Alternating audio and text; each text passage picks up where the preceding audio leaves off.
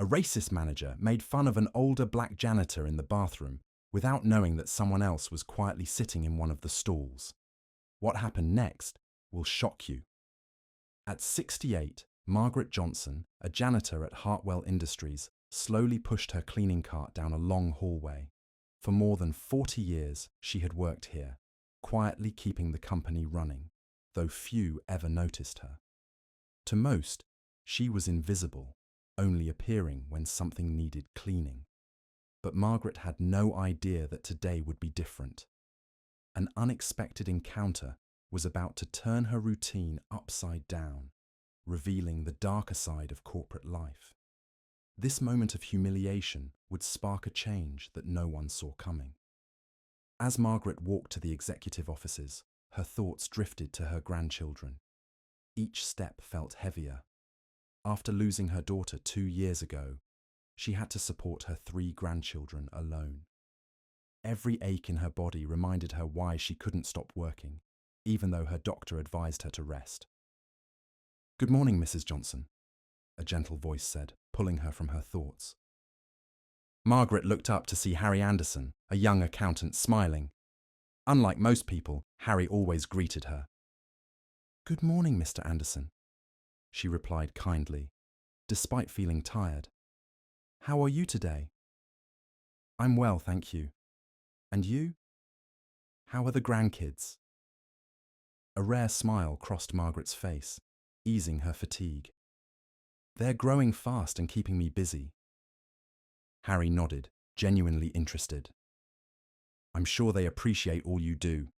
You're an inspiration, Mrs. Johnson." Before she could respond, a harsh voice interrupted. "Anderson, don't you have work instead of chatting with the help?" Richard Blackwell, the department manager, approached, sneering at Margaret and glaring at Harry. Harry straightened up, his friendly tone gone. "Of course, Mr. Blackwell. I was just heading to my desk." As Harry hurried away, Richard turned to Margaret. "And you, make sure you clean properly today. I'm tired of seeing dust in the corners." Margaret looked down and softly replied, "Yes, Mr. Blackwell. I'll do my best." "Best?" Richard mocked, then walked off, leaving her alone in the hallway. She took a deep breath, trying to brush off his hurtful words. This wasn't the first time Richard had treated her like that, and it wouldn't be the last. As she returned to her work, Margaret thought about how much had changed over the years. When she started at Hartwell, it felt like home. Her co-workers were kind, and management valued her hard work. But as the older staff retired and new people arrived, the atmosphere shifted. Richard Blackwell was the face of that change. He had quickly risen through the company, pushing down anyone he saw as below him. To Richard, Margaret was just a nuisance, a reminder of the past. What Margaret didn't know was that her quiet strength in facing Richard's cruelty had not gone unnoticed. For months, Harry Anderson had been watching how Richard treated her. Each time he witnessed it, anger and guilt mixed inside him. Harry had joined Hartwell right out of college, hoping to succeed. He learned quickly to keep his head down to avoid Richard's attention. Richard was known for bullying, especially employees from minority backgrounds, and everyone knew to stay away from him. As Harry sat at his desk, he couldn't shake the image of Margaret's face when Richard insulted her. He had seen Richard humiliate her many times, and each time it became harder to stay silent. But fear of losing his job kept him quiet. "I wish I had the guts to say something," Harry thought, staring at his computer. "But what would it change? Richard is too powerful. He'd just find a way to get rid of me." Meanwhile, Richard sat in his corner office, feeling satisfied. At 45, he believed he had reached the top and enjoyed controlling others. His drive for power came from years of feeling inadequate, and he made sure to assert his authority whenever he could. Richard watched Margaret through his office's glass walls. Seeing her bent over scrubbing the floor fueled his disdain. To him, she represented everything he looked down on: older workers, the working class, and minorities he thought were holding the company back. "Time to put her in her place," Richard muttered, getting up from his chair. He walked toward the restrooms where Margaret was cleaning, feeling a familiar thrill. He enjoyed moments like this when he could assert his power without consequence. But he had no idea this encounter would lead to something much bigger. Margaret was on her knees scrubbing the bathroom floor when she heard the door open. The sound of expensive shoes made her heart sink. She didn't need to look up to know who it was. "Well, well," Richard's voice dripped with contempt. "Look who it is. Tell me, Johnson, do you even clean, or do you just pretend to work?" Margaret slowly stood, her joints aching. She kept her eyes down on the mop. "I'm doing my best, Mr. Blackwell," she said quietly. Richard stepped closer, the strong scent of his cologne mixing with the cleaning chemicals. "Your best? This is what you call your best? I've seen cleaner bathrooms at gas stations." His words stung, reminding her how little he thought of her. Margaret's hands shook as she gripped the mop tighter, trying to stay steady. "You know, Johnson," Richard continued with a cruel smirk, "I've been wondering, how does it feel to be so outdated? You're past your prime, and let's be honest, the only reason you're still here is nobody else wants this job." Margaret felt a lump in her throat, her eyes stinging with tears. She had faced Richard's harsh words before, but not like this. Each sentence felt designed to break her spirit. "I've been with this company for over 40 years, Mr. Blackwell," she whispered, her voice shaky. "I take pride in my work." Richard laughed coldly, his voice echoing in the bathroom. "Pride? In what? Mopping floors. You're just a leftover from a time that's long gone. We keep you here out of pity, but you can't even keep up anymore." Harry, who had quietly entered the restroom a few minutes before Richard, sat in a stool, frozen. He hadn't meant to overhear, but now he found himself listening to Richard's cruel words.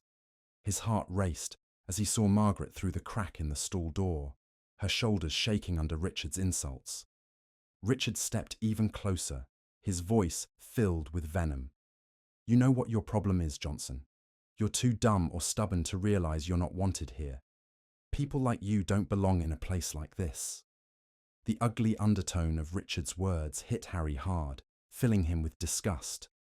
He wanted to jump out and confront Richard, to stand up for Margaret, but fear held him back. What if he lost his job? What if speaking up ruined his career? The risks swirled in his mind, keeping him frozen in place. Margaret, her voice shaking, tried once more to defend herself. "Mr. Blackwell, I've always done my work to the best of my ability. No one has ever complained about what I do." Richard's eyes narrowed, and his voice became harsher.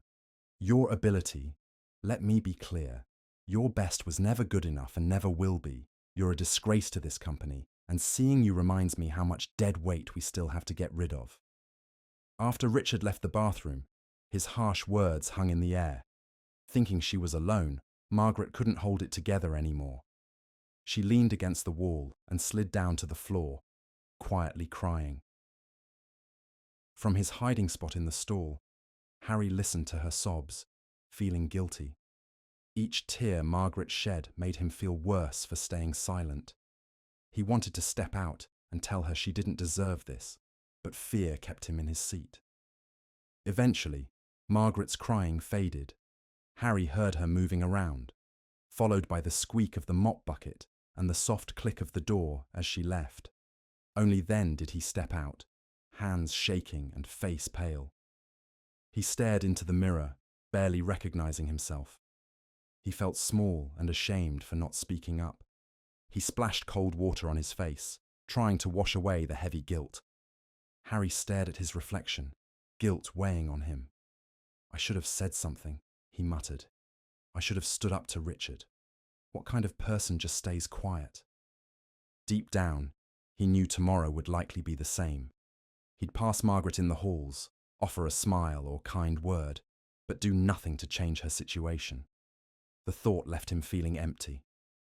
As he left the bathroom, Harry promised himself he'd be kinder to Margaret, showing her that not everyone treated her like Richard did. It wasn't much, but it was all he could manage.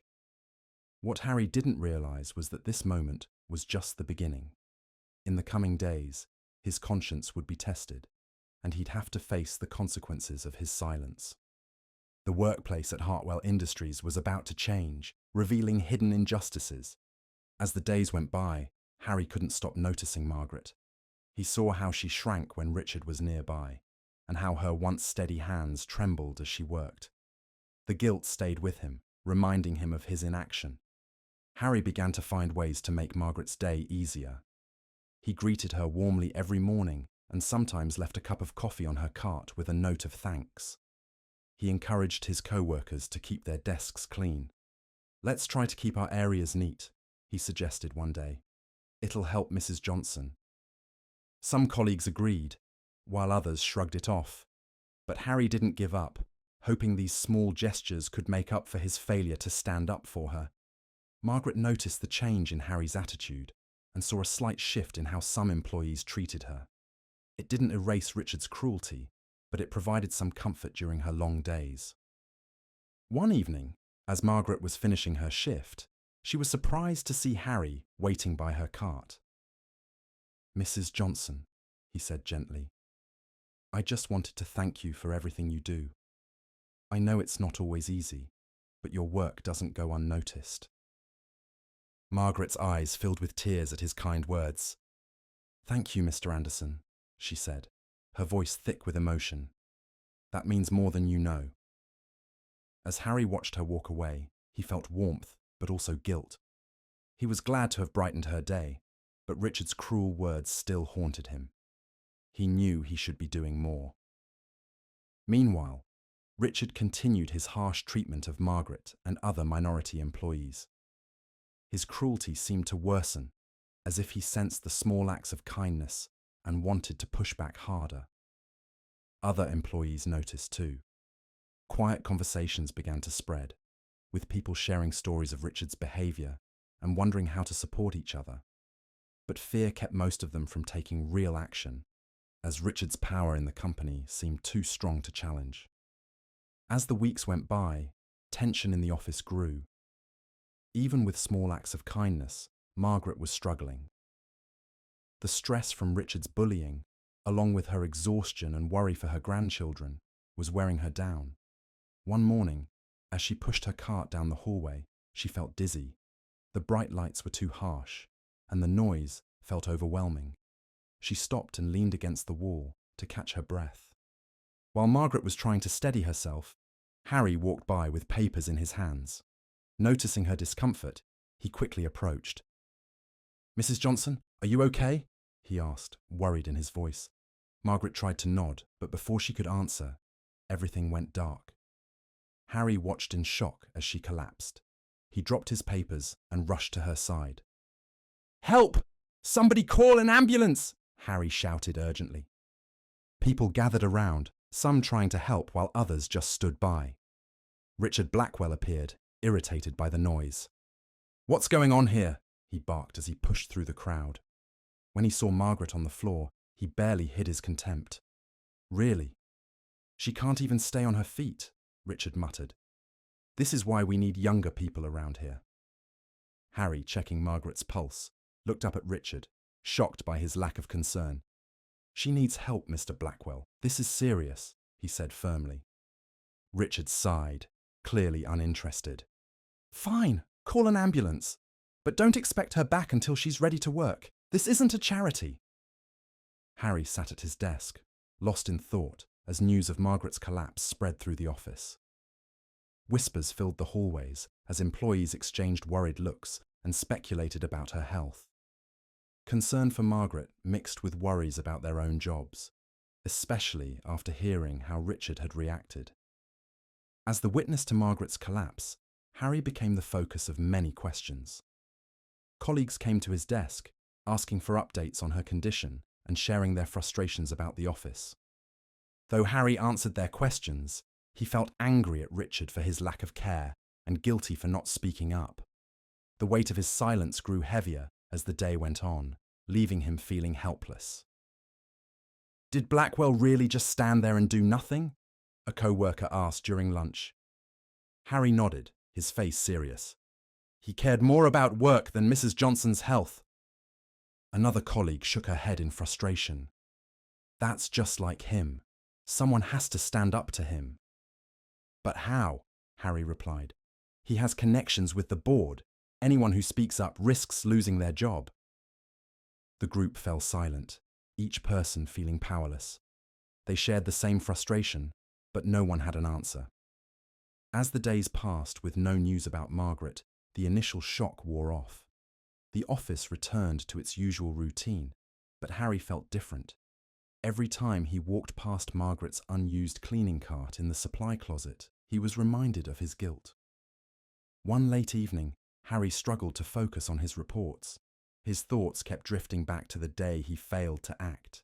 He replayed it in his mind, feeling the guilt weigh on him, making it hard to sleep or concentrate. Just as he was about to leave, he overheard a conversation from the break room. "Did you hear about the new CEO?" a voice asked. Harry recognized Sarah from Human Resources and edged closer to listen. "New CEO," replied Tom from Marketing. "Yeah, Harrison is replacing Jennings, who's retiring." Harry felt mixed emotions. A new CEO could mean changes, maybe even a better work environment. But what if this new leader was just like Richard? The news spread quickly, but Harry remained quiet, unsure what to think. Change was coming. But after years of Richard's cruelty, he found it hard to believe things would improve. He tried to ignore the rumours in the office. People whispered about what Mr. Harrison would be like. Some thought he would cut costs, while others hoped he would make positive changes. Meanwhile, Richard's behaviour worsened. He stomped through the office, barking orders and dismissing any talk of the new CEO. It was clear he didn't want to lose control. For Harry, uncertainty filled the days ahead. He hoped the new CEO would bring justice for Margaret and others like her. But he knew real change would only happen if someone stood up to Richard. Harry entered the office that morning feeling uneasy. The buzz about the new CEO had been constant, but no one knew what kind of leader Mr. Harrison would be. He noticed the tense energy in the air, with colleagues exchanging nervous glances. Around mid-morning, he heard Richard's loud voice from his office. "I'm not worried. No one's going to change how I run things, CEO or not." Harry felt a knot in his stomach. Richard's confidence was unsettling. It was clear the new leader wouldn't change his behaviour. As hours passed, the office buzzed with speculation, but there was still no sign of the new CEO. By lunchtime, everyone wondered why Mr. Harrison hadn't introduced himself. On his way back from getting coffee, Harry nearly bumped into a man he didn't recognise. The man looked out of place in casual clothes, unlike the usual suits. "Sorry about that," Harry said, stepping aside. The man smiled. "No worries. Do you know where Richard Blackwell's office is?" Harry pointed down the hall. "It's the last door on the right. You can't miss it. It's the biggest office." "Thanks," the man said. "I'm new here. Is there anything I should know about Mr. Blackwell?" Harry hesitated, unsure whether to warn him. What if this guy was a friend of Richard's? "Mr. Blackwell is very results-driven," Harry replied carefully. "He likes to keep things running smoothly." The man nodded. "Got it. Thanks for the heads up. Harry Anderson, by the way," he said, shaking the man's hand. "Good to meet you, Harry," the man replied. "I'm sure we'll cross paths again soon." Harry returned to his desk, thinking about the brief encounter. Something felt off, and he was frustrated for not saying more. A few minutes later, loud shouting erupted from Richard's office, grabbing everyone's attention. Richard's angry voice was impossible to ignore. "Who do you think you are?" Richard yelled. "Coming in here dressed like that? I'm not taking orders from some low-level diversity hire." The entire office fell silent, all eyes on the closed door. Harry felt his heart race. Richard could be tough, but he had never heard him go this far. Suddenly, the door flew open, and the man Harry had just met walked out. He looked calm, but there was a sharp, determined look in his eyes. Behind him, Richard stormed out, his face flushed with anger. As soon as the man spoke, his voice cut through the silence in the office. "I think it's time for a company-wide meeting. Right now," he said firmly. Harry's stomach dropped as it all clicked. This wasn't just a new employee. His suspicions were confirmed when the man continued. "I'm Michael Harrison, your new CEO, and it seems there are serious issues we need to address." The news spread shock throughout the room. Employees glanced at one another, some barely able to hide their amusement at Richard's stunned expression. Richard looked like he had been struck by lightning. Mr. Harrison's face grew serious as he seemed to realize the weight of what had just happened. He turned to the rest of the office. "Everyone, meet in the main conference room in 5 minutes. It's time to have a real conversation about this company's culture." People quickly began moving, and Harry felt a whirlwind of emotions. Relief that Richard's behavior had finally been called out, nervousness about what this could mean for the company, and guilt for not speaking up earlier. In the conference room, the mood was tense as employees quietly filed in. Richard entered last, slipping to the back of the room, keeping his distance from Mr. Harrison. Harrison, still in his casual clothes, waited patiently at the front, a stark contrast to the crowd of business suits. Once everyone settled, he began. "I had planned to spend my first day observing, getting a sense of how things work here," he said, his tone firm but calm. "But from what I've seen in just a few hours, it's clear we've got a lot of work ahead of us." He looked around the room, his eyes meeting each employee's. "I believe in a workplace where every person is respected, no matter their role or background. What I saw today is far from that standard." Richard shifted uneasily, but said nothing. Mr. Harrison's voice remained steady as he addressed the room. "Let me make one thing clear," he said. "Under my leadership, discrimination, harassment, and any kind of abusive behavior will not be allowed. This company is about to go through big changes, and I need everyone here to get on board." A ripple of reactions moved through the room. Some employees looked relieved, while others seemed uneasy. Harry couldn't help but hold his breath, hardly believing what was unfolding. "I understand that change isn't easy," Mr. Harrison continued, "but it's necessary. Starting tomorrow, we'll be putting new policies in place to make sure this becomes a safe and respectful workplace for everyone." He paused, his tone softening a bit. "If anyone here has faced or witnessed any inappropriate behavior, I want you to know my door is open. Your concerns will be listened to and taken seriously." As the meeting wrapped up and people began to leave, Harry felt a light tap on his shoulder. He turned to see Mr. Harrison standing beside him. "Your name's Harry, right?" Mr. Harrison asked. "Can we talk privately for a moment?" Harry, feeling uneasy, nodded and followed him into a small office. Once inside, Mr. Harrison's tone softened. "Harry, I noticed your reaction earlier when I mentioned witnessing some inappropriate behavior," he said calmly. "Is there something you'd like to share with me?" Harry paused, torn between the fear that had kept him silent for years and the growing urge to speak up. He thought about Margaret and all the times he hadn't said anything, and finally made up his mind. "Yes, Mr. Harrison," he said, his voice shaky but firm. "There is something I need to tell you. It's long overdue." For the next hour, Harry revealed everything he had seen and heard. He told Mr. Harrison about Richard's mistreatment of Margaret and other minority staff, the incident in the bathroom, and Margaret's breakdown. As he spoke, the weight he had been carrying seemed to lift. Mr. Harrison listened closely, his face serious. When Harry finished, Mr. Harrison leaned back in his chair, deep in thought. "Thank you, Harry," he finally said. "I know that wasn't easy, but you did the right thing, and now I can take the necessary steps to address this." Harry took a deep breath, feeling both nervous and relieved. "What's going to happen now?" he asked. Mr. Harrison looked determined. "Now, we make things right, for Margaret, for you, and for everyone who's been hurt by this toxic environment. It won't be quick or easy, but I promise, things will change." As Harry walked out, the fear that had always held him back was still there.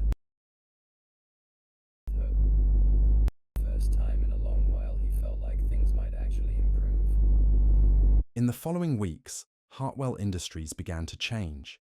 Mr. Harrison quickly put new rules and procedures in place. Richard Blackwell was suspended while a full investigation took place, and the company launched a training program focused on diversity and inclusion. The biggest change for Harry happened when he and Mr. Harrison visited Margaret in the hospital. Mr. Harrison had insisted on going himself and asked Harry to join him. Walking into the sterile hospital room, Harry felt a knot in his chest when he saw how weak Margaret looked lying in the bed. But when she saw them, her face brightened, and it was like the years melted away. "Mrs. Johnson," Mr. Harrison began, sitting down beside her. "I'm Michael Harrison, the new CEO of Hartwell Industries, and I believe you already know Harry." Margaret gave a nod, her eyes filled with curiosity. "It's nice to meet you, Mr. Harrison. And Harry, it's really good to see you." Mr. Harrison leaned in, speaking sincerely. "Mrs. Johnson, I'm here to apologize on behalf of the company. The way you've been treated is completely wrong, and I want you to know that we're committed to making things better." Mr. Harrison began explaining the changes happening at the company, like a thorough review of everyone's working conditions and pay. But what he said next made Margaret tear up. "We want to offer you early retirement," he said softly, "with full benefits and a pension to make sure you and your grandchildren are well taken care of. It's the least we can do after everything you've been through." Margaret's hand shook as she held Mr. Harrison's.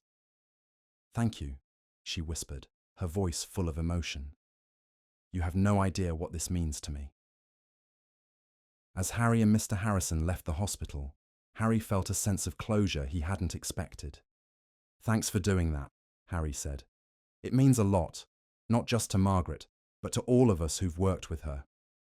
Mr. Harrison nodded, deep in thought. "It's just the beginning," he replied. "There's still a lot to fix, but this is a step in the right direction." Mr. Harrison looked at Harry, a small smile on his face. "Actually, Harry, I have a proposal for you. How would you feel about leading our new employee relations department? We need someone who knows the problems we've faced and isn't afraid to speak up when things aren't right." Harry was caught off guard. "Me? But I stayed quiet for so long. I didn't speak up when I should have."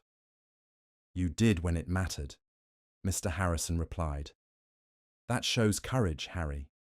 The kind of courage we need to bring real change." As Harry thought it over, he realized this was his chance to make a real impact, to ensure that no one else at the company would go through what Margaret did. "I'd be honored," he said at last, his voice steady with new confidence. Harry felt Mr. Harrison clap him on the shoulder. "Great. We've got a lot of work ahead, but I believe we're going to turn Hartwell Industries into a place where everyone can succeed." As they headed back to the car, Harry felt something new, a sense of purpose. The path forward wouldn't be easy, but for the first time, he felt prepared to face whatever challenges came next. Over the following months, Hartwell Industries began to change in a big way. With Mr. Harrison's leadership and Harry's focus on improving employee relations, the toxic culture that had existed under Richard's management started to fade. The company began to shift toward respect and inclusivity. After a thorough investigation, Richard Blackwell was fired. The evidence, including Harry's testimony and statements from other employees, was undeniable. His removal made it clear that discrimination would no longer be accepted at the company. Harry threw himself into his new role, working hard to put new policies in place, lead training programs, and most importantly, ensure that employees felt comfortable sharing their concerns. Under his leadership, the Employee Relations Department became a key part of Hartwell's transformation. One of the first things Harry did was start a mentorship program to connect new employees with experienced ones. The goal was to create a supportive community within the company and help those just beginning their careers. He was thrilled when Margaret agreed to be an advisor for the program, sharing her knowledge and experience even in retirement. The changes at Hartwell Industries grabbed attention in the business world. News about the company's focus on fairness and equality spread quickly, attracting talented people from diverse backgrounds. This brought fresh ideas, leading to innovation and higher productivity, which improved profits. For Harry, the best part was seeing his co-workers change. The fear and hopelessness that once filled the office were gone, replaced by hope and engagement. People smiled more, collaborated easily, and seemed genuinely happy to come to work. One afternoon, about 6 months after Mr. Harrison became CEO, Harry was surprised to see Margaret. She looked healthier and happier than he had seen her in years.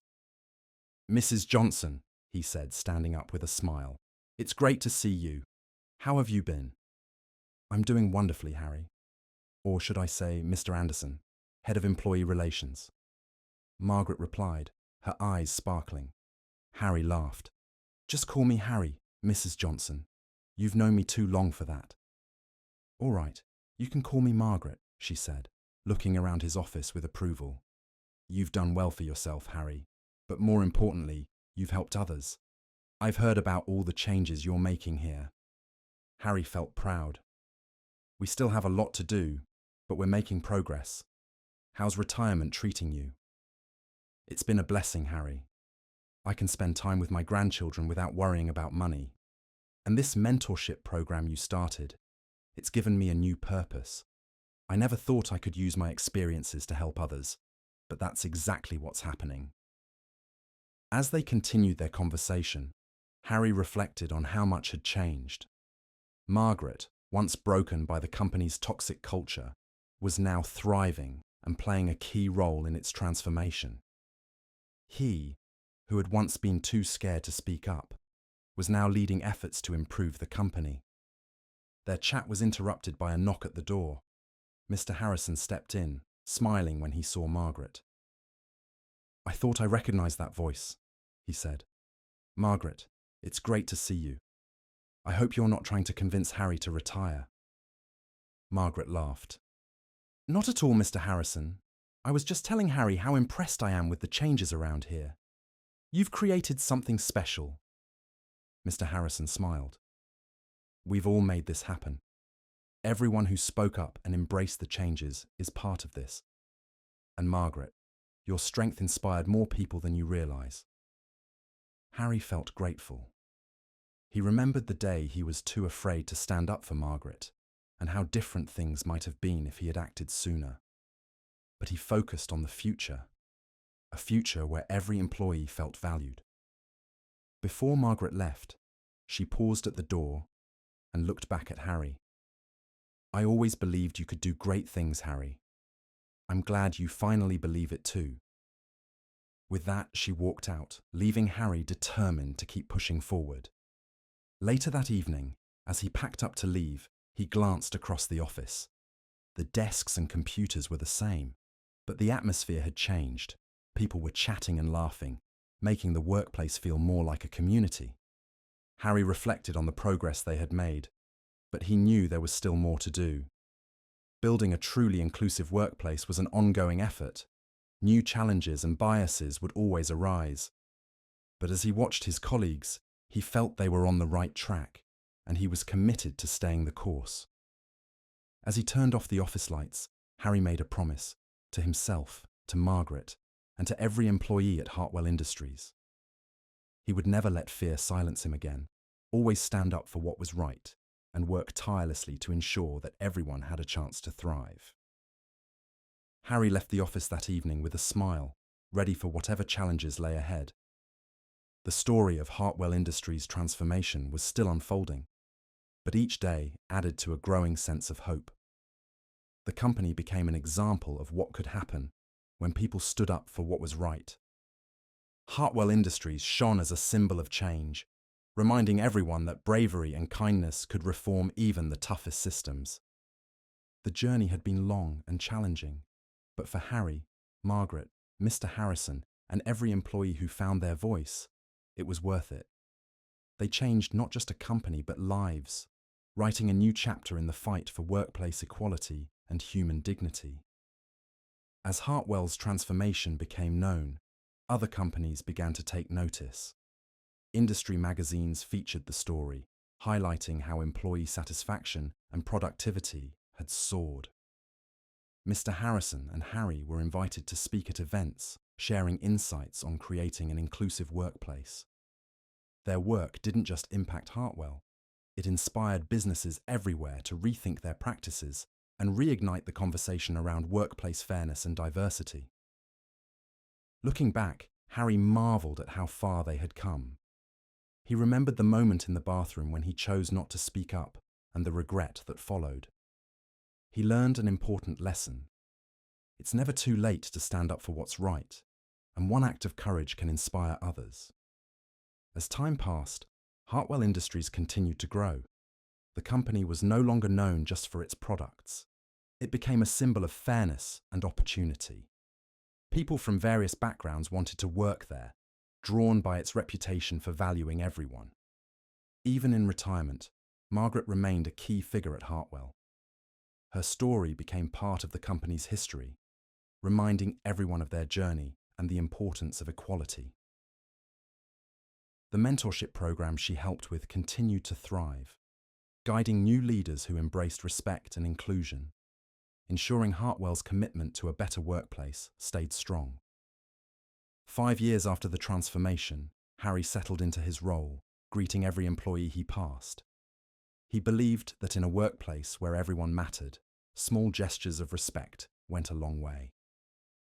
One afternoon, Harry received an email from an intern named Aisha asking for a meeting. Curious, he agreed. When Aisha arrived, he noticed the mix of nerves and determination in her expression. "Mr. Anderson," she began, "I wanted to thank you for what you've done for this company. My grandmother used to work here." Harry felt a flicker of recognition. "Your grandmother?" "Yes," Aisha replied, smiling. "Margaret Johnson was my grandmother." A wave of emotion washed over Harry. "I had no idea." "She encouraged me to apply," Aisha said. "She told me about all the changes, about you and Mr. Harrison, and how Hartwell had finally become the place she always hoped it would be." Feeling moved, Harry said, "Your grandmother was an amazing woman. We owe her a lot." Aisha smiled. "She thought very highly of you, Mr. Anderson. She said you were the one who finally stood up and told the truth about what was happening here. That's why I wanted to meet with you." Taking a deep breath, she continued, "I've noticed some things in my department. Nothing as serious as what my grandmother faced, but there are attitudes and comments that make me uncomfortable." Harry listened as Aisha explained her concerns. While the issues weren't major, they included subtle biases and microaggressions that could create a negative environment over time. After she finished, Harry nodded seriously. "Thank you for sharing this with me, Aisha. You did the right thing by speaking up. We will address these issues right away." He paused, then added, "Your grandmother would be proud of you. It takes bravery to speak out." Tears filled Aisha's eyes. "Thank you, Mr. Anderson. That means a lot to me." Once Aisha left, Harry leaned back in his chair, deep in thought. Margaret's influence remained strong, not just through policies, but in the bravery she passed down to her granddaughter. It reminded Harry that their work truly made a difference in people's lives. The next day, Harry gathered the marketing department leaders for a meeting. He didn't mention Aisha, but brought up the concerns she expressed and introduced a plan for better training and accountability. As he explained the changes, he noticed mixed reactions. Some looked uncomfortable, while others nodded. But everyone listened carefully. "Some of you might think these are small problems," Harry began. "But it's the small things that set the tone for our workplace. Every comment and action shapes our environment, and we must ensure it's one of respect and inclusion for all." In the following weeks, Harry worked closely with the marketing team to implement changes.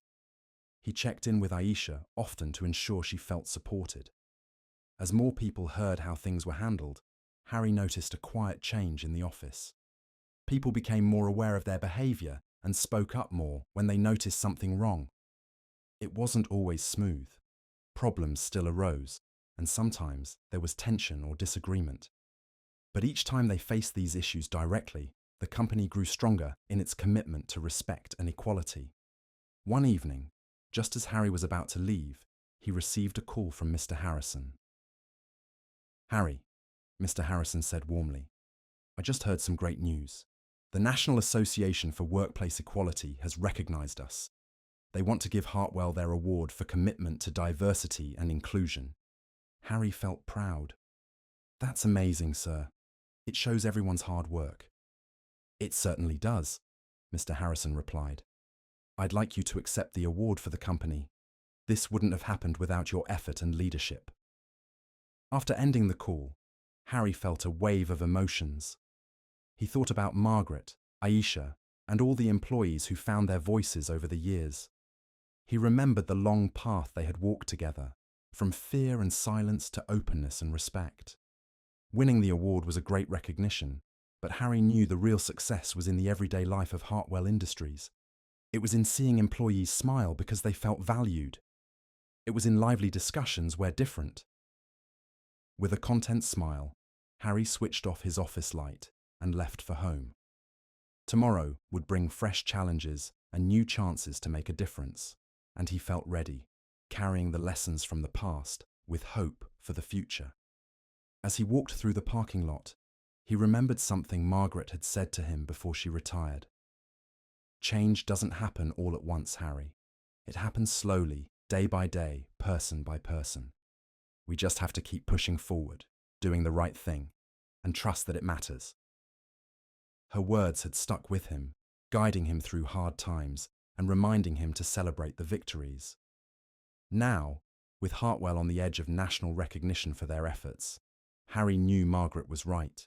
They had transformed the company one day and one person at a time, changing not only Hartwell but lives, including his own.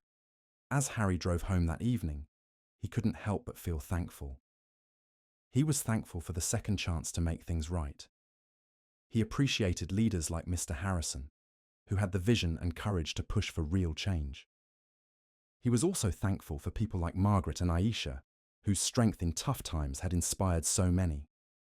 More than anything, though, Harry felt grateful for being part of something bigger than himself. He was proud to contribute to a movement that was slowly changing corporate America. He was helping to build a world where everyone, no matter their background or role, could come to work feeling valued, respected, and empowered to reach their full potential.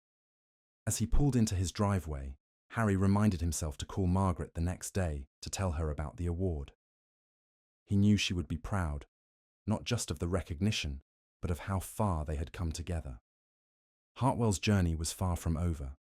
There would be new challenges ahead, but Harry felt ready. Now more than ever, he knew that one person's actions could make a real difference, and that speaking up, even when it was hard, could spark changes that reached far beyond the walls of one company. As Harry fell asleep that night, he felt a calmness settle over him. Once a quiet observer, he had become a strong advocate for change. He knew that each day ahead, he would keep standing up for what was right. He would speak up for those who couldn't, and he would keep working to build a world where stories like Margaret's were left in the past. True leadership, he realized, wasn't about holding a title or having power. It was about having the courage to do the right thing, the compassion to care for others, and the dedication to create a better world for everyone. At that moment, Harry understood his true purpose. He wasn't just an executive, he was a force for change, a voice for equality, and a source of hope for those who dreamed of a fairer, more inclusive world. The journey of Hartwell Industries, of Margaret, Harry, and everyone who had found their voice along the way, would inspire others for years to come. It would stand as proof that no matter how strong injustice may seem, change is always possible. With courage, persistence, and a focus on what's right, a world where everyone can thrive is within reach. As a new day began at Hartwell Industries, the company had become a powerful example of what could be achieved when people worked together for equality and respect. The road had been long and sometimes hard, but for everyone involved, every step had been worth it. In the end, they hadn't just transformed a company, they had touched lives, By doing so, they have added a new chapter to the story of human dignity and justice in the workplace. With the sun rising on another day, Hartwell Industries stood prepared for whatever challenges might come, united by their dedication to building a better world. One day, one person at a time. And perhaps that was their greatest success. Thank you for watching. What do you think of this remarkable story? Let us know in the comment. Thanks for being part of the journey.